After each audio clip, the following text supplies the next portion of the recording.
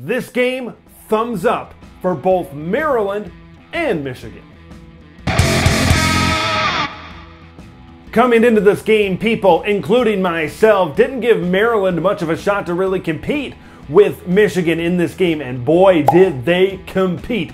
You know, I was just overwhelmed with all of the facts I was learning about Maryland football during this game.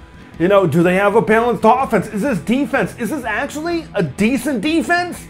I mean, as the game went along, you see Blake Corum rack up big run after big run and rush for right around the 200-yard mark in this game. So maybe we'll slow it down on that defense side of things. But early in this game, you were kind of thinking all kinds of thoughts as it pertains to Maryland. I think Maryland's going to be a good team. I think they're going to compete in just about every game they play the rest of the season. For Michigan, I think maybe a lot of people wanted to see J.J. McCarthy slaying around against that Maryland secondary, that Maryland defense that wasn't that great, or we thought wasn't that great coming into this game.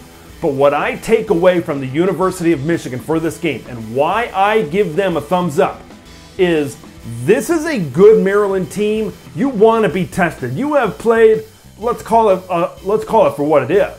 You've played the worst of the worst, so to speak, in FBS so far. You wanted a challenge. Whether Maryland wins 6 games or whether Maryland wins 9 games, I don't think it matters. You want a challenge at this point in the season. You don't want to be coasting up until these Penn State games and these big Michigan State games and these big games in the middle of the season. You want a challenge. You want to know what you got to fix. And if I'm Michigan, you know, I don't know if there's big glaring things that I have to fix. If I need to fix things, it's probably on the defensive side of the football.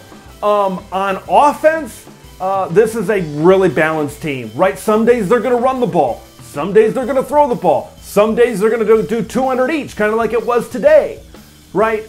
That's the beauty of Michigan football that maybe we haven't seen the Wolverines have maybe ever, or at least in a very long time.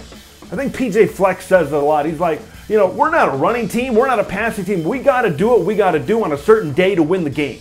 And that's exactly how things are for the University of Michigan. I love the way Blake Corum runs. He reminds me of a guy that wore number 20 at the University of Michigan, Mike Hart. Smaller, compact, kind of running back, and can hit big plays. Blake has separated himself, kind of appears as RB1. I really thought Donovan Edwards would be kind of in that mix, maybe a 1A and 1B, and obviously they still could be, but Blake Corum is really good. He is a very, very good running back, and this result just means Michigan is even more dangerous. It means they're even more balanced, right? And that's very dangerous, especially when you got a guy like JJ and a guy like Blake Corum. One thing I will point out, I thought Maryland did a really good job in pass protection early and through the middle of this football game. I thought Michigan's pass rush didn't hit home like they wanted to early on in this football game. I think that's something that really stuck out to me, and I think that's why Taulia Tagovailoa was able to do some things offensively in that first half, keep Maryland around in that first half. I will say this. At the end of that second quarter, right, you got, okay, Michigan goes in, they get that touchdown late. What I was thinking, oh, wait, Michigan, they took the lead, they're going to explode in the second half. Good job by Maryland not letting that touchdown carry over into the second half. Kind of putting the brakes on, putting the clamps on, and making this a competitive football game. Sometimes when you get a team that's upset-minded, but the other team kind of gets a big play going into half, they can carry that over.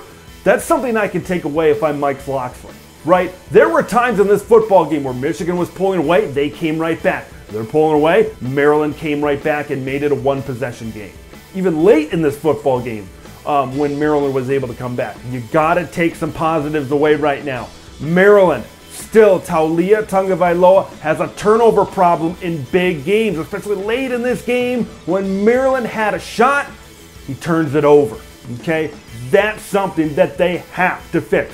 If they want to have a chance against teams like a Michigan State, maybe play toe-to-toe with a Penn State and have shots to win against good teams, Taulia Tagovailoa has to do a better job protecting the football. There is no doubt about that. I take big-time positives away for both teams. Maryland can go toe-to-toe on the road with the big boys. and Michigan got a challenge, and they know exactly what they have to work on. I want to know what you guys think of this result. Maryland, can they compete in the East?